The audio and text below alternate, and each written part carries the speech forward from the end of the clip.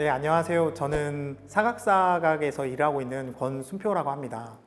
그 사각사각은 기본적으로 이름에서 느껴지듯이 나무를 깎는 소리에서 의뢰를 했고, 저희가 처음 사업을 시작할 때 그 사각지대에 있는 사람들을 생각하자는 의미로 사각사각이라는 말을 지었는데요. 그래서 저희는 주로 익산에서 활동을 할 때 나무를 가지고 익산의 다른 것들을 변화시키고 나무를 가지고 익산 사람들과 소통하는 일들을 많이 하고 있습니다. 자세한 내용은 조금 더 이야기하면서 말씀드리겠습니다.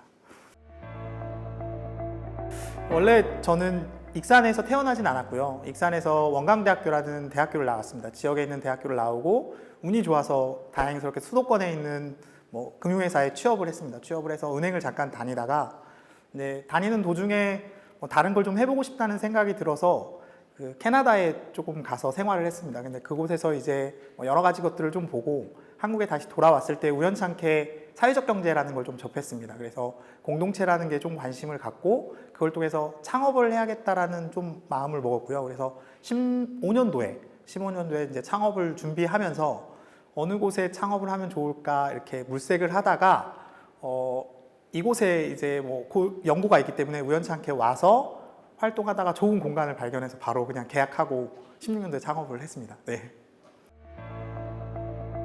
이제 취미가 직업이 됐다라고 하면 너무 거창한 것 같고요. 이제 창업 아이템을 고민하던 찰나에 진입장벽이라는 걸 좀 고민하면서 이게 이 아이템을 했을 때 내가 먹고 사는데 큰 문제가 없겠다라는 생각으로 좀 창업을 하게 되었고요.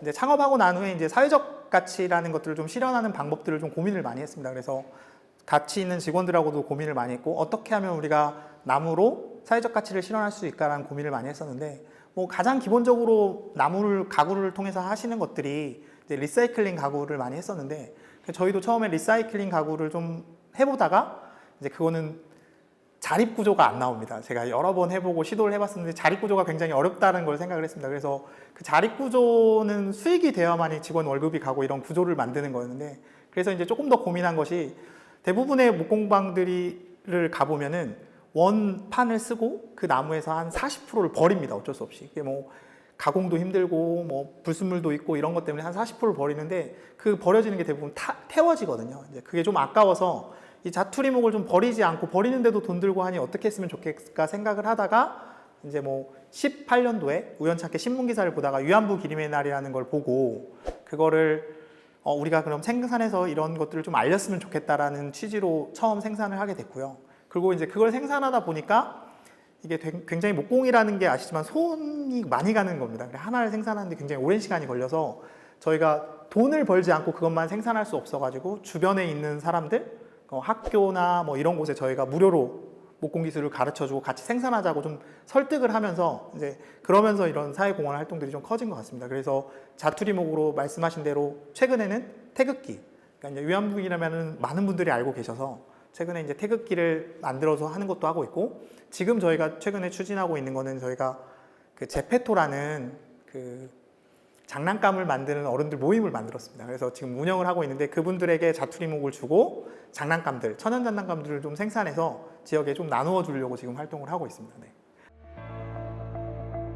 이제 제로 웨이스트를 왜 하는지가 좀 중요한 것 같습니다. 제로 웨이스트를 왜 하냐면 저희 근로자분들 중에 근로자분 중에 한 분이 NGO 단체에서 원래 활동을 하던 분이 들어오셨어요. 근데 저희 회사가 원래 들어오면은 그냥 들어오는 게 아니라 자기가 회사에서 하고 싶은 거를 사업 계획서를 제출하고 예산을 편성해 그 사업을 진행을 해봐요. 근데 이제 그분이 원래 플라스틱 안 쓰는 걸 되게 좋아하셨거든요. 그래서 그분이 제로웨이스트 탑이 없으니 익산에 제로웨이스트 탑이 있었으면 좋겠다라는 걸 건의를 했고 예산 편성을 해서 시작을 한 거였습니다. 그래서 근데 그게 이제 저희랑 좀 결이 잘 맞았던 게 저희도 그때부터 계속 주창했던 게 플라스틱 안 쓰기 운동을 좀 하고 있었거든요. 이제 그게 잘 맞아서 지금의 이제 제로웨이스트 샵을 이렇게 운영하고 있는 것 같습니다. 네.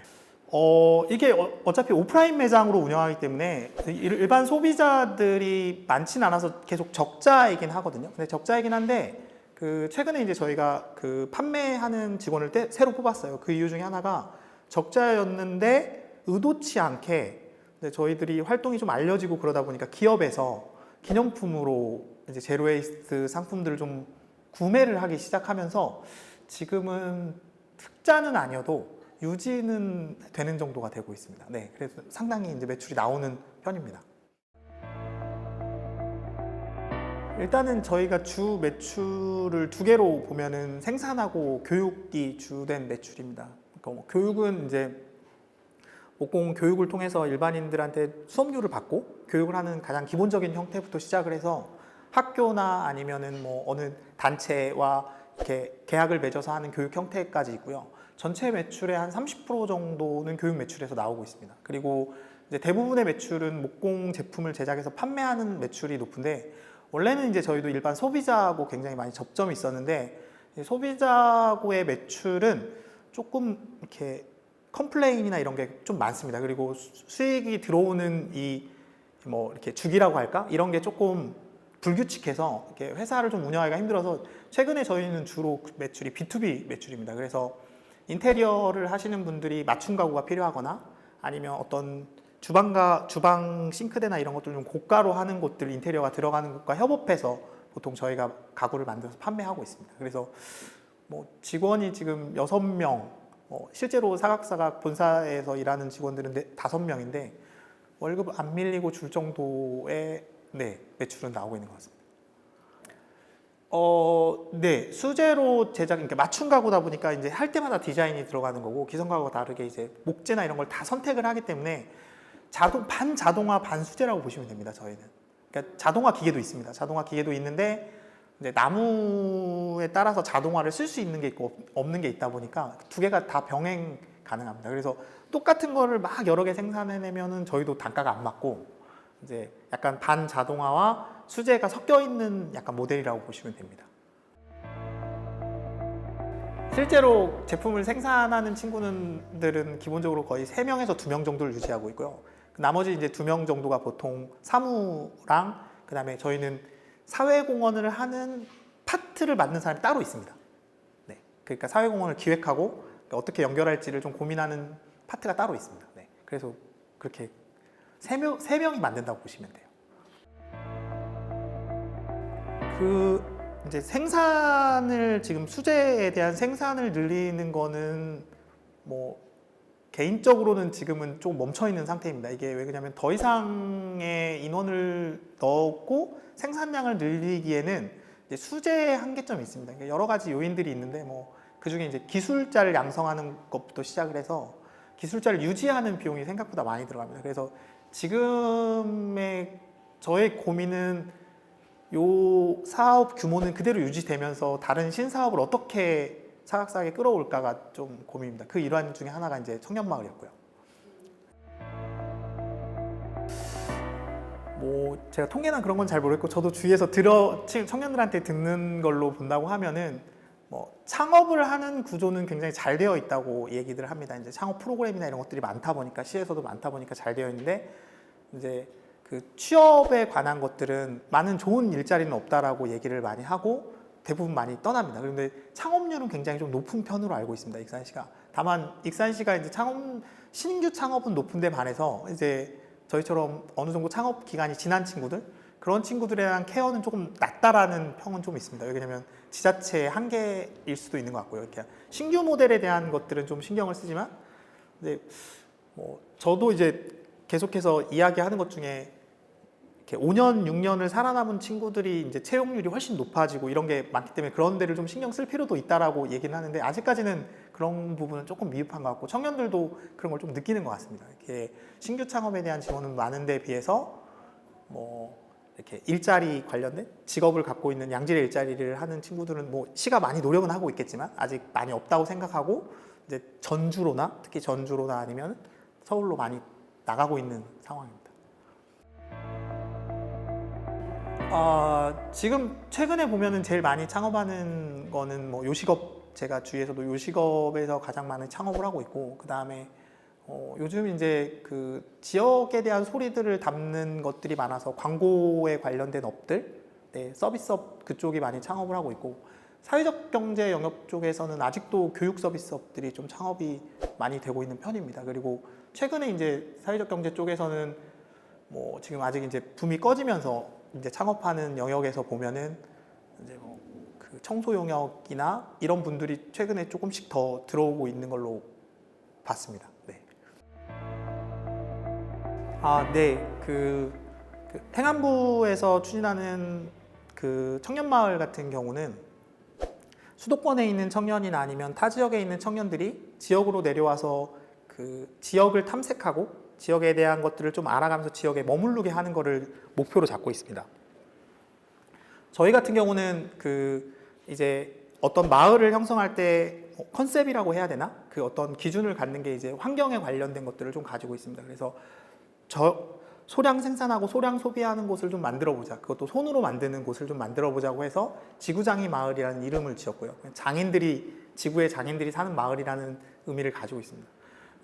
지금 현 상태로 보면은 저희는 서울에 있는 친구들이 계속해서 올 수 있게끔 홍보나 프로그램들을 그렇게 짜고 있습니다. 그래서 거주할 수 있는 곳, 그 다음에 청년들이 내려오면은 다른 곳을 보고 자기네들이 직접 아이템을 발굴할 수 있도록 정보를 좀 제공한다던가, 그런 친구들이 어떤 그런 걸 찾아내면 그걸 연결할 수 있는 다리 역할을 좀 한다던가, 이런 것들에 좀 초점을 맞춰서 좀 활동을 하고 있습니다.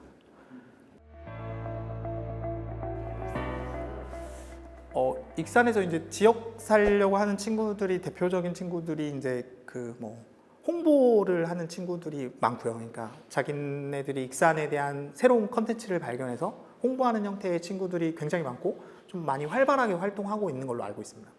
그리고 그 위에 이제 또 익산을 좀 좋은 환경을 만들려고 하는 친구들이 이제 도나 이런 데와 협의를 통해서 이 지역에서 거주할 수 있도록, 생활할 수 있도록 하는 프로그램들을 저희 청년마을처럼 운영하는 친구들도 몇몇 있다고 알고 있습니다.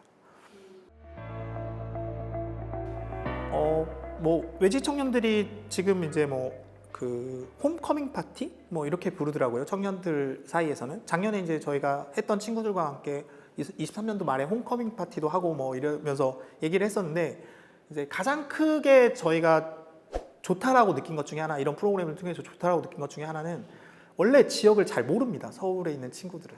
익산이란 지역이 그냥 단순하게 책에서 잠깐 봤던 철도가 많이 다니는 정도로밖에 모르는데, 이제 오면서 저희와 이야기를 하고 관계를 맺으면서 이곳에 대한 것들이 애정이 생기고 이곳을 관심을 갖기 시작했다는 게 되게 중요하다고 생각을 하거든요. 그거를 여기 계신 분들은 관계 인구를 만들었다 이렇게 말씀들을 하시던데, 근데 저도 그게 되게 좋은 영향력이 있다고 생각을 합니다. 그래서 실제로 저희가 계속 관계를 맺고 있는 서울 청년들도 있고, 올해는 이제 그 청년들 중에 일부는 내려와서 살아볼 고민도 하고 있는 청년들도 있고, 이런 거를 봐서는 저는 외지에 있는 다른 타 지역에 있는 수도권에 있는 청년들이 이런 프로그램들이나 이런 걸 통해서 지역을 알아가는 데는 굉장히 적절하다고 생각하고 있습니다. 네. 관계에서 나오는 갈등은 어디나 있을 거라고 생각합니다. 서울이 적다, 여기가 많다? 그런 건 좀 없는데, 다만 조금 어려운 요소 중에 하나라고 저는 개인적으로 생각하는 건, 서울은 관계를 맺고 나서 관계가 틀어져도 별 문제가 안 생깁니다. 왜냐면 관계를 맺을 사람이 너무 많으니까.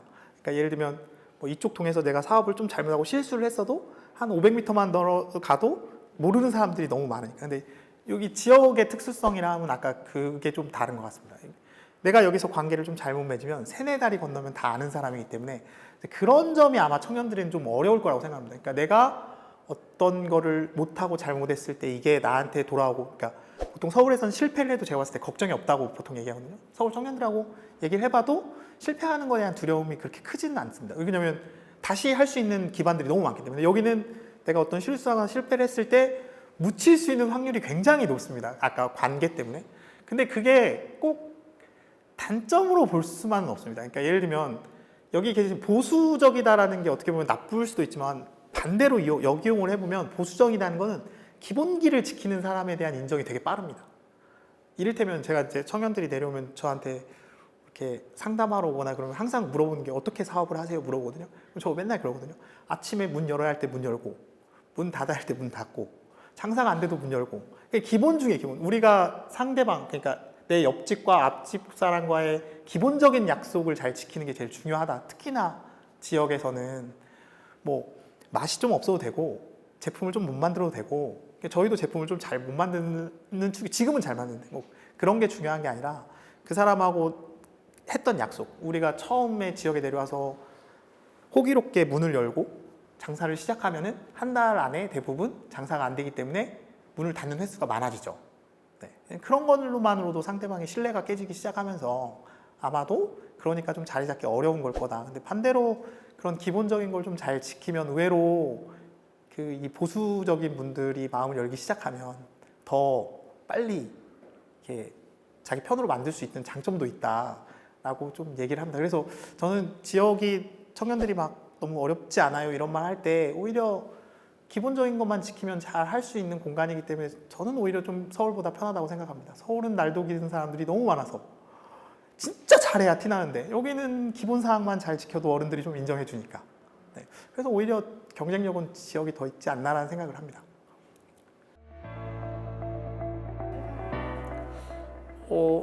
예, 제가 그 모임을 하는 모임도 있고요. 제가 만들어 놓은 모임도 있고, 지자체에서 만든 모임도 많고, 그다음에 기관들에서 만든 네트워크도 많고, 그러니까 지역의 근데 대부분 그 친구들이긴 하긴 하지만 이제 지역의 네트워크들은 조금 아쉬운 게 다양성을 좀 포용하기가 좀 어렵습니다. 그러니까 이를테면은